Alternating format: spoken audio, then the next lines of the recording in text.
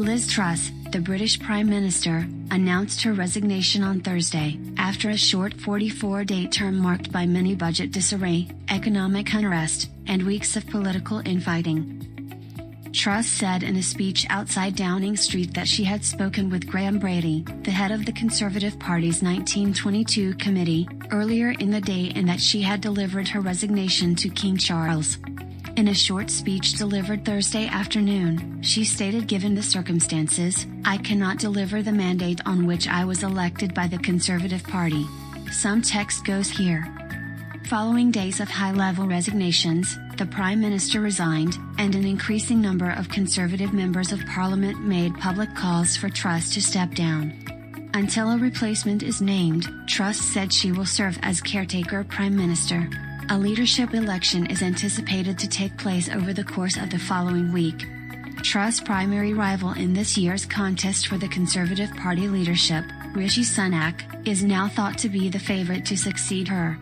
Despite falling short to Truss in the last round of voting by Tory members, he was the most popular MP for the party and is regarded as a trustworthy steward of the budget.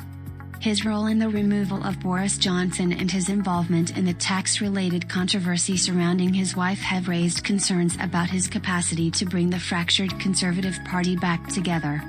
Therefore, some Conservative backbenchers have suggested that a more politically acceptable choice would be for Sunak to form a joint ticket with fellow leadership candidate Penny Mordaunt. The two are believed to garner enough support together to secure MP backing without the need for a drawn-out members' vote. Prior to placing third behind Truss and Sunak in the leadership race this summer, the former Defense Secretary Penny Mordaunt shot to fame. Generally regarded as a consensus choice, Mordaunt trailed Sunak in the MP vote until the decisive round of the contest and has since maintained connections with Tory MPs in her present position as House of Commons leader. The 49-year-old was also relatively unaffected by the commotion surrounding Johnson's resignation, and she has subsequently proven her leadership abilities in the turbulent first few weeks of Truss' premiership. Despite being removed from power only 3 months ago, several Tory MPs have speculated that the former Prime Minister Boris Johnson might run again. Nadine Dorries, a close supporter of Johnson's and a former Culture Secretary, stated on Twitter on Thursday that Johnson was the sole MP who had received a mandate from party members and the British public by winning the general election.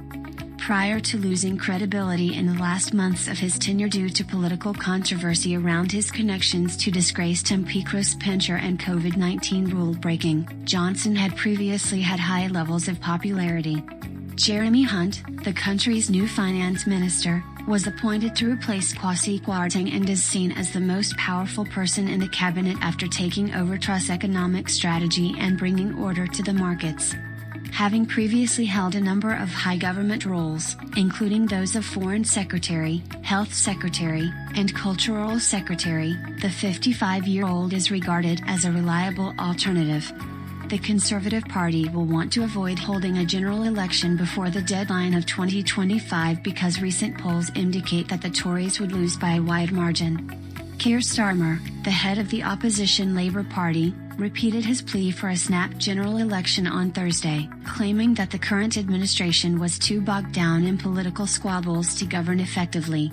In the event of a general election, Labour would win 411 seats to the Conservatives' 137, a significant loss not seen since 1997, according to an opinion poll issued over the weekend.